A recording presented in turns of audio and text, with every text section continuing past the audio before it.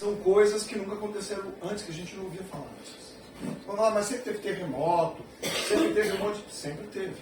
Mas tem acontecido de uma forma e de uma constância que não tem explicação. Por exemplo, de um tempo para cá começou a ter tsunamis, né? Ninguém tinha ouvido falar de tsunamis da maneira que estava tendo. Agora, o que aconteceu, por exemplo, no Rio Grande do Sul, é uma coisa terrível, porque é comum a gente ouvir falar lá no Rio de Janeiro alagou. Alagou lá o bairro tal, alagou 2, 3 bairros. Agora, alagar um estado inteiro, que é o tamanho de um país, toda aquela quantidade de água do jeito que aconteceu. Isso é completamente fora do comum. Completamente fora. Né? A gente vê que é de verdade algo que vem sim de Deus. Tem irmãos que falam, não, Deus não faz isso, Deus não mata. Né? Mas não é bem assim. Nós vamos vir aqui para a palavra, nós vamos ver na palavra o que o Senhor tem dito aqui a respeito dos fins dos tempos. Deus tem dito através da palavra sobre o homem, que Deus já tem feito durante também muitos séculos. Aí, ó, escrito na palavra dele, por que acontece tantas destruições no meio de nações? Por quê? Né?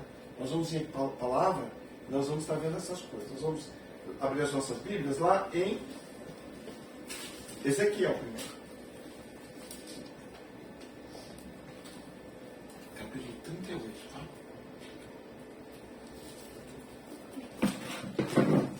Eu estava lendo aqui essa passagem esses dias.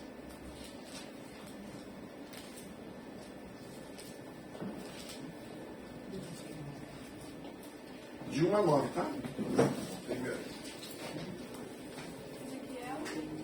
38 de 1 a 9. Eu estava lendo essa passagem esses dias. Essa passagem ela fala da batalha final entre Israel e entre os inimigos de Israel. Esse livro de Ezequiel, eu nem peguei ultimamente para ver, mas pelo que eu me lembro, Ezequiel deve ter sido escrito 600 anos, por volta de 600 anos antes de Cristo. E esse livro, né, ele está relatando aqui, está relatando a batalha do Armagedon, na verdade, que vai ser entre Israel e entre a maioria das nações do mundo. E fala assim, ó, e veio a minha palavra do Senhor dizendo, aliás, primeiro eu quero falar para vocês o que diz o capítulo 37 de Ezequiel. O capítulo 37 de Ezequiel fala do vale dos ossos secos. Que ele viu um vale, Deus mostrou para ele um vale, e estava cheio de ossos, ossos sequíssimos. E Deus perguntou assim para o profeta, poderá esses ossos reviverem? E o profeta não ousou dizer para Deus, nem sim nem não. Ele falou assim, tu sabes, Senhor. E Deus falou assim, Deus deu uma ordem, e o que aconteceu? Daqui a pouco o osso começou a se juntar com o osso, começou a criar tendões nos ossos, criou carne, criou pele, se tornou um grande exército e se pôs de pé. E aí Deus fala assim para o profeta, profetiza. Profetiza o Espírito, porque não tem Espírito. Profetiza para que o Espírito venha sobre esse grande exército. E o Espírito veio sobre esse grande exército e reviveram. Sabe o que isso está dizendo? Não está dizendo de ossos. Está falando sobre o povo de Deus. A vida que Deus vai trazer para o povo dele. Para o grande, e se tornou um grande exército. É o grande exército de Deus. Mas o que acontece? É quando a gente pula, vem para o capítulo seguinte, que é o 38, está falando isso aqui. Ó. Veio a minha palavra do Senhor dizendo, filho do homem, dirige o seu rosto contra Gog, terra de Magog, príncipe-chefe de Meseque e Tubal, e profetiza contra ele, e dize, assim diz o Senhor Deus, eis que eu sou contra ti, ó Gog, príncipe-chefe de Meseque e de Tubal. E te farei voltar, e porei os olhos nos teus queixos, e te levarei a ti, com todo o teu exército, cavalos e cavaleiros, todos vestidos com primor, grande multidão com escudos e rodela, manejando toda a espada, persas, etíopes e os de Pute, com eles todos com escudo e capacete, Gomer e todas as suas tropas, a casa de Torgama, do extremo norte, e todas as suas tropas, muitos povos contigo. Prepara-te e dispõe-te, tu e toda a multidão do teu povo, que se reuniram a ti, e serve-lhes tu de guardas. Depois de muitos dias serás visitado no fim dos anos. No fim dos anos, quero repetir. Virás a terra que recuperou-se da espada, e que foi congregada dentre muitos povos. Juntos faziam desertos, mas aquela terra foi tirada dentre as nações, e todas elas habitarão seguramente. Então subirás, virás como uma tempestade, far-te-ás como uma nuvem, para cobrir a terra, tu e todas tuas tropas, e muitos povos contigo. A palavra usa cavalos aqui, porque o profeta não tem como falar tanto de guerra, tá? Ele não tem essa noção no princípio. Então ele vai usar essa linguagem. Mas ele está falando sobre o fim dos tempos. E está falando sobre essa batalha final, quando você vê, aqui você vai na referência, vai lá em Apocalipse, né? Que diz que será o julgamento das nações. Quando as nações se levantarem contra Israel, Deus vai julgá-las no vale de...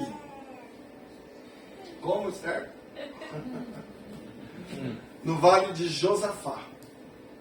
Deus vai congregar as nações ali, vai destruir essas nações. Mas o que acontece? Sabe o que eu acho interessante, irmãos? Porque essa profecia ela foi dita 600 anos antes de Cristo. Então, 600 anos mais 2.000 anos, são 2.600 anos. E está falando o quê? Aqui está falando da terra de Magog. Ele é um chefe. Mas ninguém sabe quem é esse chefe. Agora, quando fala dos persas, sabe quem é a Pérsia hoje? A Pérsia. É o Irã. Quando fala do extremo norte, está falando, sabe quem? A Rússia. Aí, quando está falando também aqui de Meseque e Tubal, está falando da Turquia, está falando da China. E olha o que está acontecendo hoje no mundo. Né? Lá, o Irã, louco para destruir Israel. A Rússia já tentou por várias vezes destruir Israel. Usou todos os países árabes, colocou tanques, armou eles com tanques na Guerra dos 6 Dias lá, deu todas as armas que eram necessárias para eles vencerem, eles foram derrotados em 6 dias. Por ser chamada a Guerra dos 6 Dias. E também de novo fazendo os planos para destruir Israel novamente. Só que o que acontece aqui, eu acho até interessante, né? Que parece até assim uma coincidência, mas justo agora fala assim que Gog e Magog, chefe de Meseque e Tubal, aí no 5 fala assim, os persas, os etíopes e os de Put. Parece até uma coincidência falar de Put aqui. Mas estão loucos para destruir o povo de Deus e Satanás está usando essas pessoas para destruir o mundo. Você vê que ele atacou lá, a Rússia atacou a Ucrânia puramente por maldade, para destruir aquele povo, por ganância, para tentar conquistar o território deles, para tentar, porque era um território rico, né? E Israel também é muito visado, está muito visado agora. Israel é o país que a gente tem que estar de olho nele, porque é através dele que vem os sinais do fim dos tempos, né? Mas o que eu estou vendo nisso aqui? Eu estou vendo uma grande possibilidade, mesmo, a gente entrar numa terceira guerra mundial. A Bíblia fala sobre isso. Os pontos que a Bíblia diz em vários lugares, né? A gente pode entender uma terceira guerra mundial tranquilamente. Quando Pedro fala que no fim, né, os objetos vão cair do céu, pegando fogo e derretendo, caindo sobre a terra, né, que não vai ter lugar para os homens fugirem. Então isso, para mim, deixa muito claro que nós devemos entrar numa terceira guerra mundial, né? Agora, quando está falando disso aqui, a palavra fala, para mim aqui o Gog e Magog, esse chefe, que ninguém sabe quem é, mas essa palavra faz referência a um líder, a um chefe. Para mim é um anticristo. Para mim é um anticristo. O que está acontecendo? Essa bagunça todo mundo, eu não creio que a terceira guerra começa assim agora. Eu creio que vai continuar essa confusão de guerra e de tantas coisas, porque daqui a pouco acontece o quê? Daqui a pouco surge alguém que vai acalmar os ânimos. Que vai acalmar os ânimos, que seria o anticristo. Eu fiz aquele estudo com os irmãos, que levou 5 horas, aquele estudo a respeito de escatologia. Não é estudo de escatologia que eu estou passando aqui, vai estragar toda a gravação. Não é estudo de escatologia, que eu vou entrar no estudo de escatologia, mas eu quero estar alertando vocês a respeito das coisas que estão acontecendo no mundo, tá bom? Então o que acontece? O anticristo vai vir falando de paz, ele vai conseguir acertar as coisas, colocar uma calma, mas só por um tempo, né?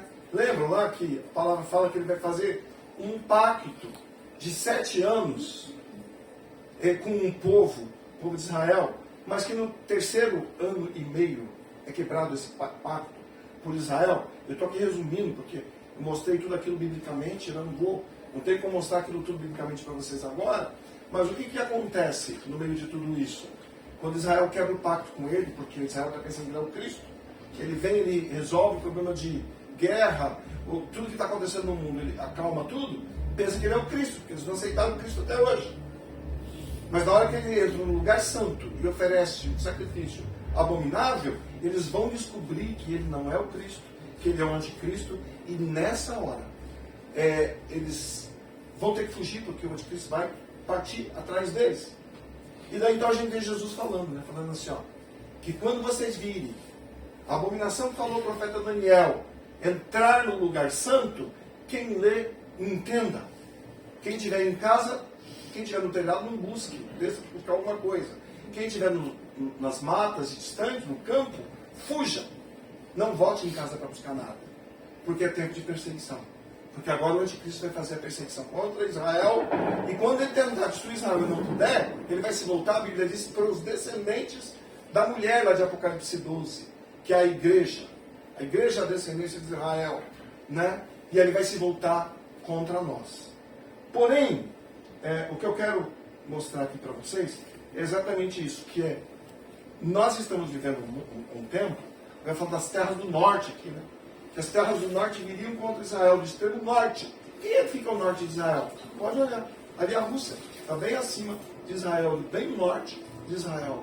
Né? A Pérsia, que hoje é o Irã, aliado da Rússia. Né? A China, também aliado com eles. Então, possivelmente, irmãos, que a gente corre uma grande risco de... A gente está vivendo mesmo, agora nos últimos tempos, com tudo isso que está acontecendo no mundo. A gente juntando e vendo todas essas coisas que têm acontecido na Terra. Né? E aí eu quero ler com vocês também, agora os versículos do 22 e 23. Que a palavra fala assim, ó, contenderei com ele por meio de pestes e de sangue, e uma chuva inundante, e grandes pedras de saraiva e fogo, e enxofre farei chover sobre ele e sobre as suas tropas, e sobre os muitos povos que estiverem com ele. Assim eu me engrandecerei e me santificarei, e me darei a conhecer aos olhos de muitas nações, e saberão que eu sou o Senhor.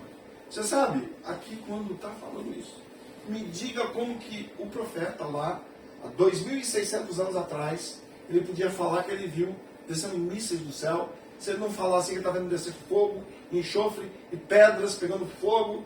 É a única linguagem que ele tem. Compreende? E aqui, pelo que está demonstrando, é Deus que vai permitir esses países serem destruídos nuclearmente. Porque o próprio Deus vai se levantar contra as nações que estão guerreando contra Israel. Tudo isso encaixa naquele estudo que eu disse para vocês, né, que no momento que o anticristo começa a perseguir Israel, Israel foge para onde? Para o deserto. Né? Quando fala lá da mulher do Apocalipse, aquela mulher que foge para o deserto e o dragão está atrás dela para destruí-la. Né? E aí então se cumpre aquela profecia de que Jesus fala, Jerusalém, Jerusalém, mata os profetas, apedreja a todos que te são enviados. Desde agora não me vereis mais, até o dia em que disseres, bendito que vem, em nome do Senhor. Então quando ele foge para o deserto, ele foge sabendo que aquele não é o Cristo, é o anticristo. Ele vai fazer o que no deserto? Ele vai fugir e jejuar e orar, o que sempre Israel faz quando ele descobre que o inimigo está no pé dele. Ele vai fazer isso. E Deus vai ouvir. Então eles vão reconhecer isso que Jesus falou. Não é esse o texto. Bendito é o que vem em nome do Senhor. Ou seja, Cristo é Jesus. Quando eles reconhecerem isso, então Jesus entra. Jesus vai voltar e vai destruir todas as nações que estão em guerra contra Israel. É a volta do Senhor. Mas agora é muito tarde para alguém querer se arrepender, querer voltar para Deus, porque o mundo está numa confusão. Ninguém vai estar querendo correr atrás de ninguém, para batizar ninguém, para cuidar de ninguém. Por quê? Aí quem está frio é aquilo que Jesus fala, né? As virgens que estão sem azeite dentro do seu coração, vão falar, dá um pouco do seu azeite, mas aquele que está vivendo com Deus fala, agora é tarde demais. Para que não falo para mim nem para você, vai comprar com quem vende, eu não tenho tempo de cuidar de você. Agora é tempo de eu me consagrar, porque o Senhor está voltando, está uma confusão, não tenho tempo de cuidar mais de ninguém, passou o seu tempo. Então, por isso a palavra fala para a gente andar esperando a volta do Senhor. Né? E Deus vai entrar então nessa batalha, nessa guerra. Mas eu quero ir aqui com vocês em Joel, para mostrar algo interessante aqui. Joel 2, de 1 a 14. Na quarta-feira, quando a gente estava orando aqui, Deus me deu essa palavra, né? Não sei se vocês viram, vou anotar, falei isso, na quinta. Eu vou anotar, porque Deus havia falado ali sobre essa palavra aqui para falar para vocês. Vendo para quem vende. Irmãos, note uma coisa. O que está acontecendo no Rio Grande do Sul, a palavra de Deus diz assim, que Deus é o quê? É justiça, não é justiça? Sim. Deus tem prazer em destruir o homem, Deus não tem prazer em destruir o homem. Nós vamos ler aqui, todo mundo achou? Joel, é depois de Daniel, Osés e Joel. Joel 2. Daniel, Osés e Joel, não?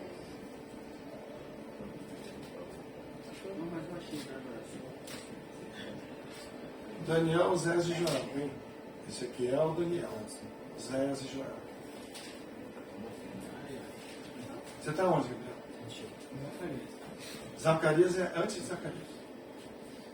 Antes de Zacarias. Você não está lá, Gabriel. É antes de Zacarias. É Amós. Hã? Obadias, Jonas. Isso, já. Bom, fala assim, ó, tocar a trombeta em Sião. Aqui também está falando do fim, tá? Tocar a trombeta em Sião, clamar em alta voz do meu santo monte. Tremam todos os moradores da terra, porque o dia do Senhor vem. Já está perto. Dia de trevas e escuridão, dia de nuvens e densas trevas.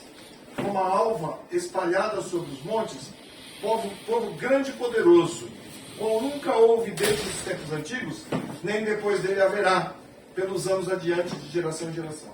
Diante dele um fogo consome, e atrás dele uma chama brasa. A terra diante dele é como um jardim do Éden, mas atrás dele, como um desolado deserto. Se nada lhe escapará. Então na frente é um jardim lindo, mas atrás é um deserto, porque onde ele passa, ele deixa tudo destruído, esse povo. Esse povo vai se levantar agora no dia do Senhor. Quando a gente fala de Joel, lá de Ezequiel, eu esqueci de dizer, que ele fala assim, que ele se levantou contra uma terra, né, que tinha escapado da espada. Qual é a terra que tinha escapado da espada? Era Israel. Porque Israel, o Hitler não destruiu a nação inteira, a nação deixou de existir, aí Deus congregou os judeus de todos os países do mundo, trouxe de novo, fundou Israel. Então ele está se levantando contra Israel.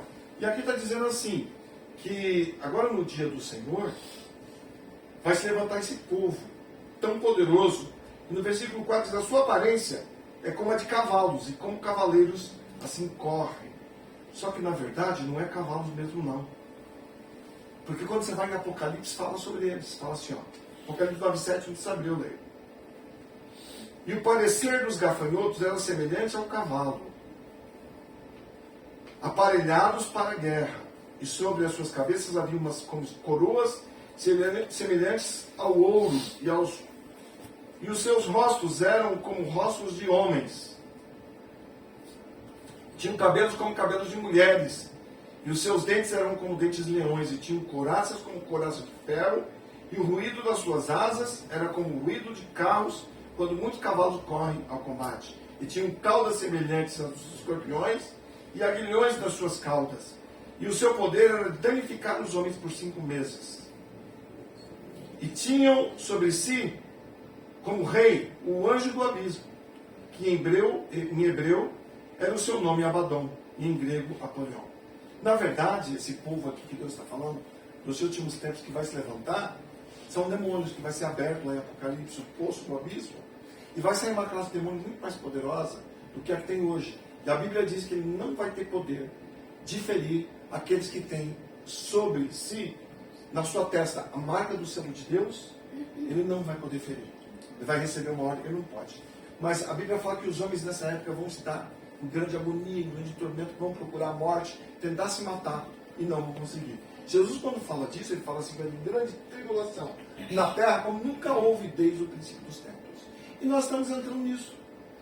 Só que o mundo está dormindo, as pessoas estão dormindo, elas não estão percebendo que o que nós estamos vendo é algo muito espiritual, que quem está do lado de Deus está do lado de Deus, quem não está do lado de Deus não está do lado de Deus. Então, é assim, nós temos dois reinos, e você faz a opção de escolher qual é o seu, em que reino você vai estar. Então, se você está no reino de Deus, como é que eu escolho o reino de Deus na minha vida? Eu escolho praticando aquilo que Deus, deixando Deus governar sobre mim. Eu deixo Ele governar sobre mim, praticando aquilo que Ele está mandando eu praticar. E como é que eu escolho o reino de Satanás? Praticando aquilo que Satanás quer que eu pratique. Se eu praticar aquilo que Satanás quer que eu pratique, automaticamente eu estou escolhendo ele para governar a minha vida e estou deixando ele governar a minha vida. E agora nós vamos ter aqui a batalha onde vai ser definido quem é de Deus, quem não é de Deus. Aí então, eu quero voltar um pouco para dizer para vocês das coisas que têm acontecido, como por exemplo, no Rio Grande do Sul. Você lembra que você leu Romanos 3 na quinta-feira? Você lembra? Você quer ler lá? Eu acho que é 3, o 5 até o 7.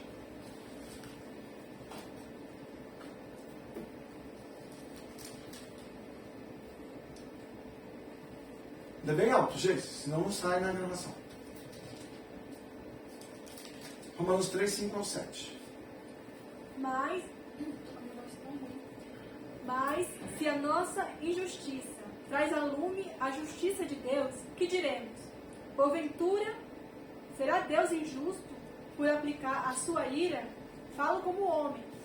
Certo que não. Do contrário, como julgará Deus o mundo?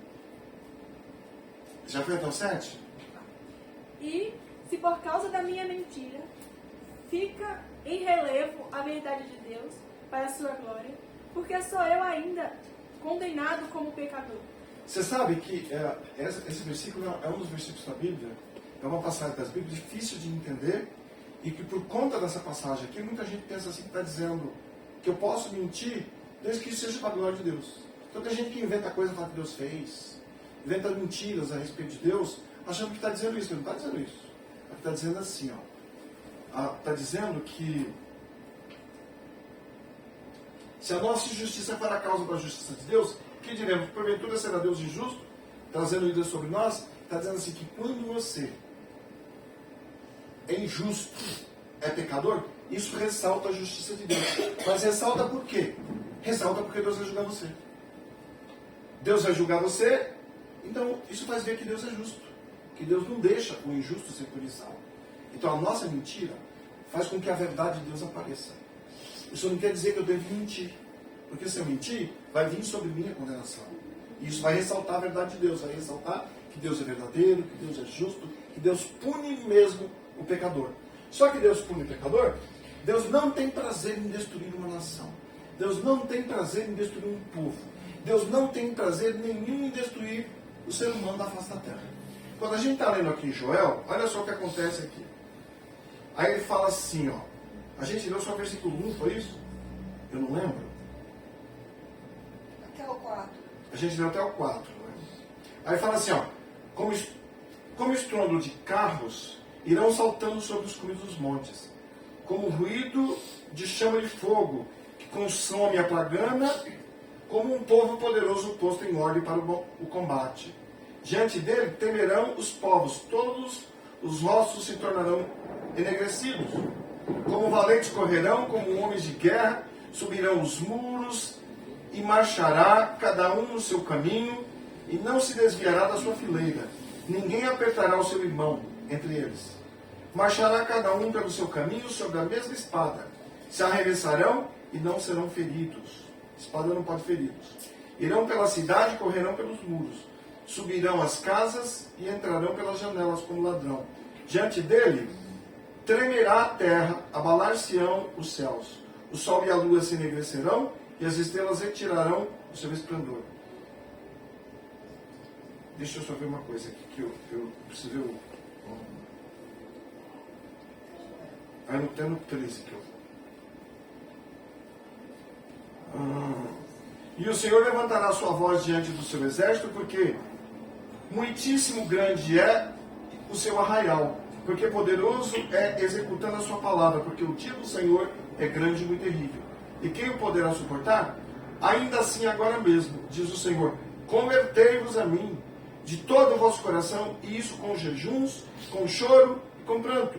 Rasgai o vosso coração e não as vossas vestes. Convertei-vos ao Senhor, vosso Deus, porque Ele é misericordioso e compassivo, tardio em irar-se e grande e benigno, e se arrepende do mal. Quem sabe se não se voltará e se arrependerá e deixará após si uma bênção em oferta de alimentos e libação para o Senhor, vosso Deus. Você sabe por que eu estou lendo essa passagem? Eu estou lendo essa passagem porque assim, olha o que Deus está dizendo. Isso aqui está dizendo do dia do Senhor. De tudo que está previsto desde o início, que vai acontecer sobre a face da terra. Toda a destruição que vai acontecer, desde Jesus falando do Apocalipse, dos profetas, falando o que vai acontecer nos fins dos tempos. Mas tem uma coisa aqui muito interessante nessa palavra. É quando diz assim, ó, convertei-vos de todo o coração. Arrependei-vos, chorai. Rasgai os vossos corações e não as vossas vestes, jejuai. Porque Deus pode mudar essa sentença. Porque Deus pode mudar tudo isso. Porque Deus pode, em vez de trazer a destruição, Deus pode deixar uma bênção no lugar disso, se o homem se converter. Porque Deus não tem prazer nenhum em destruir o homem. Só que, eu quero dizer uma coisa para você, guarda isso no seu coração. Irmãos, Deus é obrigado a aplicar justiça sobre os injustos. Se Deus não fizer isso, Deus não é justo. Então Deus é obrigado a aplicar justiça sobre um povo ímpio, sobre um povo que não o reconhece, sobre um povo que entronizou Satanás e não reconhece ele como Senhor. Um povo que está vivendo em todo tipo de iniquidade, tudo aquilo que Deus está dizendo contra. Deus é obrigado a aplicar justiça. Porque se Deus não aplicar, Deus não é justo. Mas Deus só aplica essa justiça depois que Deus fica falando assim, arrependam-se, arrependam-se. Porque o que eu quero fazer com vocês é dar para vocês a bênção, é deixar uma bênção para vocês e não essa destruição. Mas o que tem acontecido? Eu quero perguntar para vocês que têm evangelizado nas ruas, que têm saído e falado para os homens e para as pessoas que estão vivendo no reino de Satanás, praticando todo mal sobre a terra, alguns de uma forma, outros de outros. Quando você prega o evangelho, o homem está dando ouvido? O homem está dando ouvido? O homem resiste e não quer. O homem resiste e diz, não, eu vou continuar vivendo da minha maneira. Então não resta outra coisa para Deus, senão aplicar justiça. Então Deus tem o dia exato para aplicar justiça. E antes disso, Deus vai avisando o tempo todo. Isso aqui Deus está avisando há muitos milhões de anos. Há milhares de anos, não milhões, mas milhares de anos. Há centenas de anos que Deus está avisando que isso vai vir sobre a terra, para que os moradores da terra se voltem para Deus. Então, aí a Bíblia diz que Deus é amor, e Deus é amor. Por que Deus é amor? A Bíblia diz assim lá em Romanos, né? Que Deus prova o seu grande amor para conosco. O amor de Deus não é um amor que vai deixar você vivendo no pecado, não é que Deus é justiça, não. Porque vai.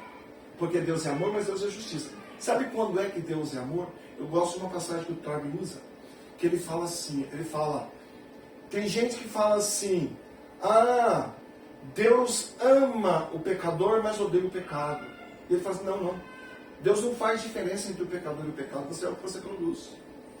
Se você produz pecado, Deus não ama você coisa nenhuma vivendo no pecado.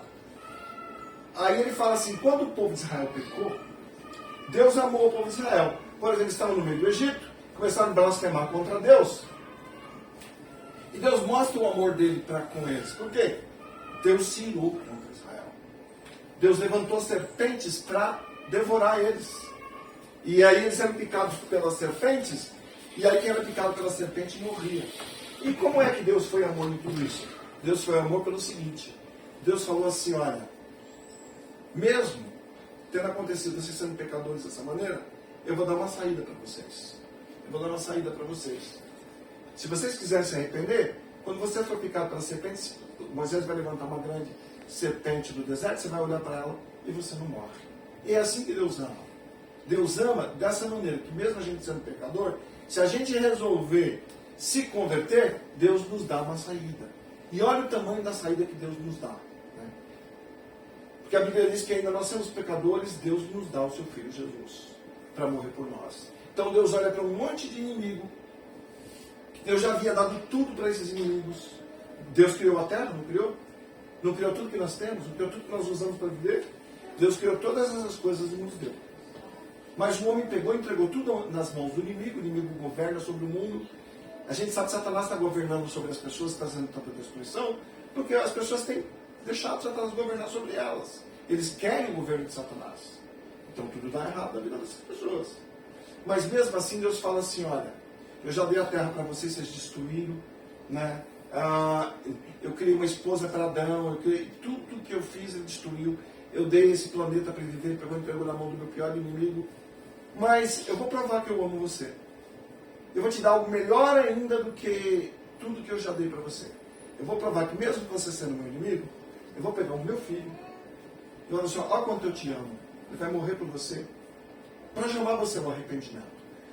Para que você volte para mim, entenda que eu te amo, entenda que eu te criei, porque eu tenho um propósito para você. E aí Jesus vem e morre pelo homem, e o homem continua fazendo o quê? Dizendo, eu não volto. Eu continuo vivendo da minha maneira. Eu continuo fazendo da minha maneira. Então resta o que para Deus? Então Deus dá um tempo falando, mandando esse homem se arrepender, falando, eu sou Senhor de todas as coisas, eu criei todas as coisas, eu não vou descer do trono, você não vai conseguir me desentronizar, você não vai conseguir dizer para mim que eu não reino, você não vai conseguir dizer para mim que você vai existir e não me reconhece como Senhor, porque eu sou Senhor, eu sou Senhor. Então eu vou te dar um tempo para se arrepender. Se você não se arrepender, a destruição virá sobre você. Então quando a destruição vem, as pessoas falam, nossa, Deus é injusto. Olha Deus trazendo a destruição. Vocês acham que Deus é justo? Trazendo a destruição? Então tudo está previsto. Tudo que está acontecendo aqui está previsto. Porém, mesmo diante do dia do Senhor, que é o dia da grande destruição da terra, Deus está falando assim, olha, se toda a terra, se vocês pegarem, se arrependerem, se voltar para mim, se converter, reconhecer os maus caminhos de vocês, se converterem, eu vou deixar uma bênção em vez da destruição. Só que nós, como igreja, nós estamos pregando e a gente está vendo que as pessoas não estão querendo. Você prega para lá, tira o sarro de você. Agora eu não tenho tempo, prega para outro. Você vai nos dias das baladas aqui na praça, quanto de gente está ali? Um dia que tem balada, lota. Você não consegue passar na praça. E a Bíblia fala isso, que o julgamento é este. Que a luz veio ao mundo e os homens amaram mais as trevas do que a luz. Então quando tem coisa de Satanás, o homem está lá, ele está em grande número. Nós estamos aqui há quase 10 anos pregando o Evangelho e ninguém quer saber de nada. Ninguém quer saber do Senhor. Aí a gente falando na quinta-feira, eu estava pensando no tempo de Noé, porque Deus fala com todos, viu? Deus fala com todos, mas alguns são surdos. Então no tempo de Noé, quando Noé estava construindo aquela arca, eu creio que Deus falou com todos. A maioria não estava nem ligando, não estava nem dando atenção para Deus. Deus nem existe para elas. Elas não perceberam. E aí Noé começou também a pregar, e mesmo assim conseguiram. Eles continuaram rejeitando Deus, mesmo Noé pregando. Mas Noé ouviu a voz de Deus, e eu não creio que seja de uma maneira assim que, igual o filme passa, né? Noé, não foi assim que Deus falou com ele. É porque ele tinha um relacionamento com Deus, uma sensibilidade, para perceber que a justiça de Deus, uma hora, ia destruir a violência daquele povo. E aí Deus começou a mandar alguns sinais, ele começou a perceber porque ele estava atento. Mas outros também, a outros que ele alertou, não quiseram ouvir. Então ele começou a construir a arca dele lá. E eles começaram a ver ele construir a arca, e eles não criam. Nós estamos construindo a nossa arca hoje. E Deus tem falado com todos. Deus não tem falado com alguns. Deus tem falado com todos. Sabe o que aconteceu no Rio Grande do Sul? Isso é Deus falando. Mas os surdos não ouvem. Os surdos não ouvem. Sabe o que está acontecendo? Não foi só no Rio Grande do Sul. O que eu acho incrível é que assim, eu fico vendo lá o jornal Euronews da Europa, eu vejo em italiano, sabe que lá nem citou sobre o que aconteceu no Rio Grande do Sul? Olha o tamanho da destruição e não citou o que aconteceu no Rio Grande do Sul. Euronews em português também. Tem lá? Nada. Aí eu comecei a pesquisar e eu vi que o Quênia foi totalmente inundado por água também. Os Estados Unidos teve também uma tempestade lá enorme de água. Pegou fogo num país, agora não lembro qual foi o país, morreu muitas pessoas agora, há poucos dias. Um incêndio que se acendeu naturalmente. E a gente não fica sabendo das coisas que estão acontecendo no outro país, por quê? Porque o príncipe deste mundo, ele não está interessado em que a gente perceba esses sinais acontecendo. Mas Deus está falando com eles lá, como está falando conosco aqui, e está mostrando e dizendo, Olha só, acordem. Acordem, porque o juízo vai vir sobre o mundo. Está vindo sobre um povo aqui, sobre outro povo ali, mas vai vir sobre toda a terra. E o homem não está dando ouvidos à palavra do Senhor. Lá tinha os profetas gritando no passado: terra, terra, terra, ouvi a palavra do Senhor. Hoje também nós temos aqui gritando a voz do Espírito Santo, a voz do Senhor, a palavra, as coisas que estão acontecendo, e o homem não quer dar ouvidos a Deus, da mesma forma que lá também não davam. Então o que vai acontecer? Vai acontecer o que está escrito. O que vai estar escrito. Aí sabe qual a revelação que Deus me deu? Deus me deu a seguinte revelação quando nós estávamos sentados orando sobre o Rio Grande do Sul na quinta-feira. Porque Deus não escolheu a igreja, e quando se fala da destruição que vai vir do fim, o que algumas igrejas fazem, o que algumas pessoas fazem? Começam a preparar um lugar para se esconder. Vamos preparar um sítio, vamos preparar um lugar que a gente vai sobreviver quando vier a perseguição. Mas a palavra está dizendo aqui que se houver arrependimento, então Deus também muda. Porque vocês lembram da palavra falando? Eu até falei isso semana passada. Que Deus diz assim, que Ele der a sentença para alguém que está vivendo no pecado, essa pessoa se arrepender e mudar, a sentença dele muda também. Eu falei isso a semana passada. Né? E é exatamente isso que está dizendo aqui em Joel.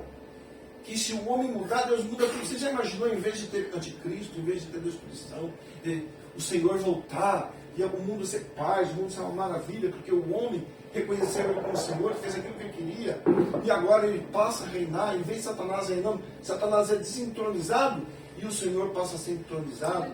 Que glória maravilhosa seria de todas as pessoas felizes, todas as pessoas vendo, mas as pessoas não querem isso, elas estão resistindo a isso, e elas estão resistindo porque elas não creem e resistem à palavra de Deus. Por quê? Porque dentro delas tem uma natureza má. É consciente? Nem sempre. Mas tem uma natureza má, que se opõe a Deus. Aí então, o que Deus disse é assim, ó, cada um está preparando o seu cantinho, esperando a destruição da qual Deus tem mostrado. Mas Ele não está mostrando para cada um preparar seu cantinho. Eu falei que ele escreveu errado aqui. Preparar seu cantinho. Que a destruição vai vir, né? Deixa eu falar, porque aqui eu falei, ele foi escrevendo, ele escreveu tudo errado. Então Deus não tem falado para que a igreja fuja, prepare um cantinho para ela, não. A igreja está aqui para anunciar a verdade. Nós temos um trabalho. Quando nós vemos essa coisa acontecendo, nós temos que a responsabilidade de anunciar a verdade para que essas pessoas se arrependam, porque se elas se arrependerem, Deus também muda. Então, por mais que as pessoas resistam a você, por mais que as pessoas não queiram te ouvir, irmãos, não desanime, não desistam, porque essa é a nossa função de levar as pessoas a entender que a palavra de Deus é a verdade. Nós estamos aqui para pregar isso, não é para preparar cantinho para se esconder, porque Deus não levantou uma igreja para se esconder em algum lugar, uma igreja covarde. Deus não levantou a igreja para preparar um lugar no mato para se esconder. Deus não precisa disso para nos livrar do momento da tribulação e destruição que vai vir sobre a face da terra. Deus levantou uma igreja para mostrar a glória dele, para anunciar que a palavra dele é a verdade, para levar essas pessoas, quer elas ouçam ou quer elas não ouçam, a gente pregar a verdade de Deus. É aquilo que eu tenho dito a você. Não interessa que você vai chegar em uma pessoa e ela não vai querer te ouvir, ela vai sair rindo da tua cara. Não é por causa delas que nós pregamos o Evangelho. Nós pregamos o Evangelho porque Ele é Senhor. E o nome dele tem que ser proclamado, elas gostem ou não. Então nós vamos continuar pregando e dizendo, porque essa é a nossa função. Aleluia. Amém? Nós vamos continuar fazendo isso. E eu tenho certeza, o que está para vir vai vir mesmo. Porque o homem não está se arrependendo. Vai acontecer. Mas nós não vamos nos acovardar diante disso. Vamos cumprir o papel daqueles que estão de verdade ouvindo o Senhor. Então, o inimigo tem se oposto à igreja aqui, eu vejo. Quando você prega a verdade, o inimigo se opõe mesmo. Dificilmente você consegue ganhar alguém. Quando as igrejas estão pregando aí sobre ganhar dinheiro, sobre fazer campanha para ficar rico, sobre toda essa bagunça que está aí, enche de gente. Satanás não precisa se opor a isso. Satanás não precisa se opor a esse lixo que está sendo pregado aí, porque prega até vantagem. O cara que está lá no boteco, ele sabe que está errado, ele fica pensando assim, caramba, Eu preciso uma hora me arrepender, estou dando tudo errado na minha vida, eu só bebo, eu só roubo, eu faço um monte de coisa errada, ele tem uma consciência de que ele não está certo. Mas o cara que está dentro da denominação, ensinando a mentira, ouvindo a mentira, ele não tem essa consciência porque ele pensa que está certo. Então Satanás, o seu plano, quer mais vantagem para ele abrir denominações do que boteco. Que dentro das denominações as pessoas são enganadas. E a gente tem Jesus falando, olha, cuidado. Porque nessa época vão se levantar muitos falsos profetas e vão falar no meu nome. Vão anunciar mentiras para vocês. Espera aí. Quem é falso profeta que anuncia mentira? É alguém que vem falando de quem? É lógico que alguém vem falando de Jesus que engana. Porque se falar de outro, você não vai crer e nem eu. Se falar em outro nome, nós não vamos aceitar. Mas é aquele que vem, paz do Senhor, irmão. Glória a Deus. Louvado seja o nome do Senhor. Quando você olha a vida é um lixo. Quando você está vendo a prostituição, no lixo, a mentira, tirando dinheiro de pessoas. Não vive nada da verdade. Começa a fazer campanha, sem entregar a verdade para as pessoas se arrependerem, porque a palavra de Deus diz assim, Jesus disse isso para os apóstolos, convinha que o Cristo viesse ao mundo e padecesse, e morresse, e ao terceiro dia ressuscitasse, e em seu nome se pregasse. O quê? O arrependimento. Arrependimento para a remissão dos pecados. Então as pessoas não pregam isso. E aí está vendo as igrejas, as pessoas vendo o lixo que elas estão vivendo, e elas só estão pensando em ganhar dinheiro, em ficar ricas, em multiplicar o que elas têm, casam a segunda vez, casam a terceira vez, se prostituem, tal, e as igrejas aceitam tudo isso. Então isso é o quê? Isso é falso profeta. Nós estamos aqui na verdade, crendo na verdade, e nós temos que anunciar essa verdade. E nós não podemos fugir, nós não podemos também pensar um cantinho para a gente se esconder. Eu não quero um cantinho para me esconder. É a hora de estar no meio da batalha, estar no meio do fogo. E lá no meio do fogo, anunciar que o Senhor Jesus Cristo é o Senhor, porque a gente vai tirar alguns. A gente vai conseguir ganhar alguns. Como vocês foram ganhos aqui. E muitos outros serão ganhos também. Então, não se acomode. Não pense que a vida sua é trabalhar na padaria. Que Deus enviou você para trabalhar numa padaria. Não pense que Deus enviou você para trabalhar num negocinho, fazer estudar, só casar e ter um planozinho de vida que é muito mais do que isso. O que Deus está mostrando aqui é que Deus está no meio de uma batalha enorme. E Ele nos chamou como seus filhos, nos coloca na mesma batalha. Jesus diz assim, ó, da maneira que o Pai me enviou, também estou enviando vocês para o meio da batalha. E se vocês não derem a vida por minha causa, se vocês não se empenharem por minha causa, vocês não servem para ser meu discípulo. Porque se eu estou do lado do Senhor, eu nasci no reino de Deus, eu nasci de Jesus Cristo, eu sou irmão dele, rapaz, tem uma guerra no meu reino, eu vou fazer o quê? Vou entrar na batalha. Eu vou entrar na batalha. E é isso, você precisa entrar na batalha. Você precisa começar a guerrear. Você precisa tomar o nome do Senhor. Lembra que nós ouvimos os hinos, Deus abrindo o mar. Olha tudo que Deus fez. Deus escolheu Abraão por acaso. Sabe por que Deus escolheu Abraão? Porque Abraão também escolheu Deus. Tem gente que fala assim, Deus não escolhe a gente por nada. Deus não olha nada na gente que vala nada. Não. Deus não vê nada na gente que vala alguma coisa. Mas tem uma coisa que Deus vê. Tem uma coisa que Deus olha no ser humano, sim. Daí eles usam, né, aquelas pessoas que falam, que pregam a respeito da predestinação, falam assim, não, olha, nem tinha nascido ainda Esaú e Jacó, e Deus escolheu Jacó lá no ventre ainda. O que Deus viu em Esaú? O que Deus viu em Jacó? Romanos 9 fala assim que eles já foram escolhidos como vaso para a destruição. Só que a Bíblia fala assim, lá em Timóteo, que se alguém se purificar destas coisas, será vaso para a honra. Então, somos nós que escolhemos. Se nós nos purificarmos, nós seremos vasos para a honra. E Deus viu algo sim, tanto em Jacó, quanto em Esaú. E isso é o que Deus viu em Davi. O dia que Davi nem sabia que Deus ia escolher ele. Deus fala para Samuel, vai que eu estou para escolher um novo rei. E ele vai na casa de Jessé. Aí chega lá, veio o primeiro irmão de Davi, soldado do exército, homem forte. Quando ele vê, ele fala, certamente eu estou diante do rei que Deus escolheu. Deus falou assim para ele, não é esse, porque o Senhor não é como um homem que vê a aparência. Deus olha o coração. Então Deus olhou o coração de Davi, que nem sabia de nada, estava lá no campo, sabia que tinha o coração para Deus. Quando Deus olhou para Esaú e para Jacó, lá no futuro, eles não tinham nem nascido ainda, Deus já sabia que Jacó que Esaú ia trocar Deus por um prato de sopa. Mas sabia que Jacó ia fazer todo tipo de tramóia para receber aquilo que Deus tinha para ele. Então ele olhou o coração de Esaú e o coração de Jacó. Antes que ele nascesse, Deus já sabia quem era. Deus olha o coração, irmão. Deus está olhando para o seu coração. Deus sabe se você tem um coração inclinado para Ele ou não. Deus escolhe aquele que Ele sabe que vai escolhê-lo também. Que vai fazer tudo por Ele. Vai fazer loucuras por Ele. Não alguém que está tão ocupado com a sua vida que não tem tempo para Deus. Qualquer coisa que chegar diante de você, você troca. Prato de sopa. Que maravilha a sopa quando eu estou com fome. Para que eu vou servir para mim? Essa tal de primogenitura. Eu troco prato de sopa. Troco prato de sopa. Algumas pessoas falam assim, olha, Deus escolheu Judas para ser condenado e Pedro não, porque Judas teve remorso e Pedro teve arrependimento. Não, Judas também teve arrependimento, porque Judas, quando ele vê Jesus lá naquela situação, ele fala assim, ele se arrepende, a Bíblia fala que ele se arrependendo, ele disse, pequei, traindo sangue inocente. Traindo sangue inocente. Só que tinha uma diferença entre Pedro e Judas. Pedro tinha coração para Deus. Judas não tinha coração para Deus. Quando Pedro ficou sabendo, Jesus falou assim, olha, vocês vão me trair hoje, vocês vão me largar. Eu estou pronto a morrer com você. Pedro traiu, mas com o coração de morrer junto. Só que da hora não aguentou. Traiu. Mas o coração dele não era trair. Ele só não aguentou. Judas traiu planejando trair. Está entendendo? Judas traiu, mas Judas já tinha planejado tudo isso.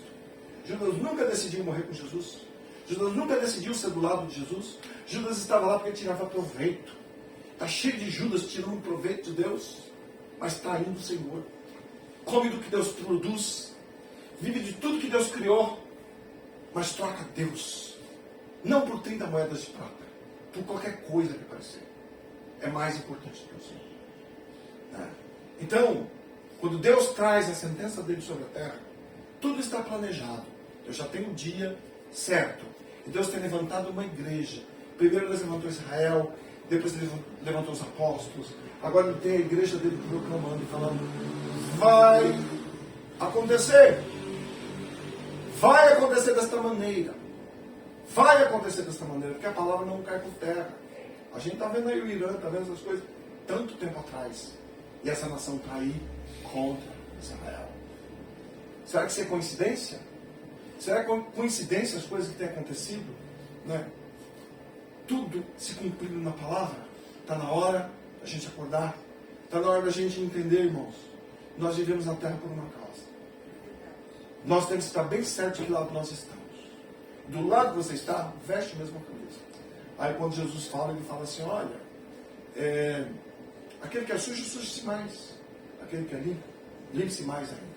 Quem é santo, santifique-se mais ainda. Porque eu vou vir. Eu vou vir. Eu ia ler uma passagem aqui, mas é muito grande. Então eu vou só explicar para vocês. Que é uma alegoria de tudo isso que Deus me deu, dessa palavra que Deus deu. No livro de Esther, quando os inimigos do Senhor decidiram que destruiriam a nação de Deus. E é exatamente isso. O foco do inimigo do Senhor é destruir o povo de Deus. Primeiro Israel e agora a igreja. É isso que Satanás quer. Usar as nações, usar os homens ímpios para destruir o povo de Deus. E aí, então, eles fizeram um plano. Eu não lembro o nome do homem. Ele fez um plano para matar todos os judeus e matar também Amã, que era o líder judeu na época, o tio de Esther, a rainha. E a Esther, ela se tornou rainha porque o rei Assuero mandou chamar Vasti, né, se não me engano, e Vasti recusou vir. Então ele pegou e tirou ela, não quis mais que ela fosse rainha, escolheu Esther e colocou no lugar dele. E a Esther está lá no trono, junto com o rei, está lá sendo a rainha. E aí chega nos ouvidos de Esther, o tio dela, Mardoqueu, o Mordecai, tem outra tradição, fala assim, olha, o nosso inimigo, que eu não lembro o nome dele agora, Amã, fez um plano de destruir todos os judeus em todos os lugares. E nós não temos saída. Então, entra na presença do rei intercede na presença do rei e fala para o rei isso que está para acontecer. Aí a Esther manda falar para ele, que ela, assim como se ela dissesse assim, poxa, que ruim isso que está para acontecer com os judeus e tal, né? E ele fala assim para ela, olha, na verdade ele não consegue conversar com ela, porque ele está vestido de saco e está todo rasgado, todo humilhado, com as roupas dele rasgadas, ele não pode entrar no palácio dessa maneira. Então ela manda lá uma pessoa que vai perguntar para ele o que ele queria. Aí ele manda falar para a rainha, fala assim, é porque o povo judeu está para ser totalmente destruído. E você precisa entrar lá na presença do rei Assuero e falar para ele o que está para acontecer. Aí ela teme e fala assim, olha, faz 30 dias que o rei não me chama. Eu não sei nem como é que está o sentimento dele por mim. Não sei se ele ainda gosta de mim. Porém, existe uma lei que ele colocou que é a seguinte, ele está lá na sala do trono. Qualquer pessoa que entrar na sala do trono sem me chamar, vai morrer. A menos que o rei estenda para essa pessoa o cetro. Aí a Mardoqueu manda falar para elas, fala assim, olha, pode ser que por causa desse momento, Deus te colocou no trono para livrar os judeus. E fica sabendo, Esther, que se você decidir que você não vai entrar lá, Deus vai achar um jeito de salvar os judeus. Mas você e a família do seu pai serão destruídos. Sabe o que Esther faz? Ela decide entrar na presença do rei. Outra pessoa para entrar na presença do rei, talvez o rei não tivesse estendido o cetro. Porque o rei amava Esther. Para ela, ele estendeu o cetro. Sabia? Estendeu o cetro para Esther. Porque você tem a permissão de entrar na minha presença e interceder. Esther, igreja, você tem o poder de entrar na minha presença e interceder quando a destruição está para vir. Não se recuse a entrar na minha presença. Não tenta fugir para o seu cantinho, se esconder no seu cantinho. Vou preparar um lugar para mim me esconder que vem a destruição, destrua todos. Mas eu vou estar lá no meu sítio. Eu vou plantar o que for necessário, eu vou colher o que for necessário, que o mundo se destrua. E na verdade Esther está representando a igreja. Sabe quem está representando? O homem que vai lá falar com aquele homem estraçalhado, que está necessitado de ser ouvido pelo rei. Sabe quem está estraçalhado hoje? Necessitado da atenção de Deus? É o homem lá fora. Ele está lá para ser destruído. E as almas estão clamando e precisando de que alguém entre na presença do rei. Mas a igreja de hoje está tentando fugir, tentando se esconder, se preocupando com o seu trabalho, se preocupando com a sua vida, se preocupando com o seu bem-estar. Falando que tem um Deus que supre tudo, que o Senhor é meu pastor, nada me faltará. Não, se o Senhor é o teu pastor, pode faltar coisas para você, mas você não vai ter falta delas, porque o Senhor é o teu pastor.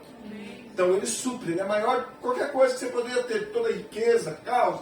Eu vi um jovem falando lá no Rio Grande do Sul, falando assim, tudo para nada. Aí ele pega e olha os carrão de luxo, tudo alagado, fala, tá vendo? Tudo que eu gostei dele, está tudo aí embaixo da água. Não valeu nada, perdi tudo. Ele falando isso, tudo para nada. E aí as pessoas estão preocupadas com essas coisas, com a sua vida, consigo próprias. Né? E aí Deus tinha preparado Esther para esse momento, para estar lá. Esther entrou na presença do rei, o rei estendeu o cetro, e o rei trouxe livramento para o povo de Deus. E nós somos a Esther de hoje. A igreja é a Esther de hoje. Aquele homem que levou, estava lá fora, era o homem que estava necessitado. E aquele homem que levou a notícia entre Esther, é o Espírito Santo, que age através das nossas vidas, que traz para você a necessidade do ser humano, a necessidade que o homem tem, e que nós temos que estar intercedendo diante do nosso Deus. Nós temos que estar proclamando a palavra. Sacerdote é isso, sacerdote é aquele que intercede diante de Deus. E a palavra diz assim, que nós somos a geração eleita, a nação santa. Olha que maravilha. Igreja não é uma denominação. Igreja é uma nação sobre quem Jesus reina. A nação santa. O sacerdócio real. O povo adquirido para quê? Para anunciar as virtudes. Daquele que vos chamou das trevas para a sua maravilhosa luz. Essa é a nossa função, irmãos. Nós estamos aqui na terra. Alguns de vocês têm 20, 25, 22 anos. de vida. E você tem mais um período ainda para viver sobre a terra. Que esse período seja para cumprir a sua missão que Deus deu a você. De anunciar quem é Ele. De falar que você conhece Ele. De viver com Ele e passar isso para as pessoas. É isso que nós temos que fazer. Amém? Eu não fui ler Esther para não ficar muito longe, muito longo, tá bom? Mas essa é a mensagem de Deus para nós hoje. Amém.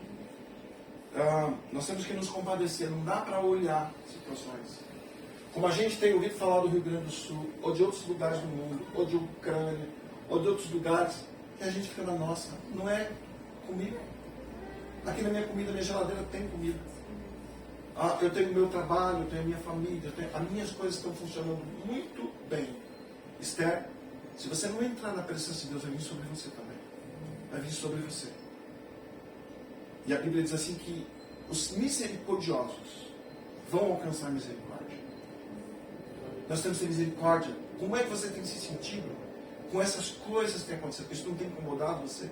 Não aconteceu nada? Você nem sentiu tristeza? Você nem intercedeu? Você nem deu nada de você? Dureza de coração, falta de misericórdia, porque não é com você. Eles estão gemendo. Sabe o que quer dizer empatia? É o sentimento do outro, se colocar no lugar do outro. Nós temos feito isso? Temos agido assim? Jesus se fez assim? Olha, eu vou dizer assim para você. Jesus tomou o nosso lugar. Jesus tomou o seu lugar. Porque ele sentiu o que você sentiria. Ele tomou o seu lugar. Deu a vida para você. Então é isso. Amém. Eu quero que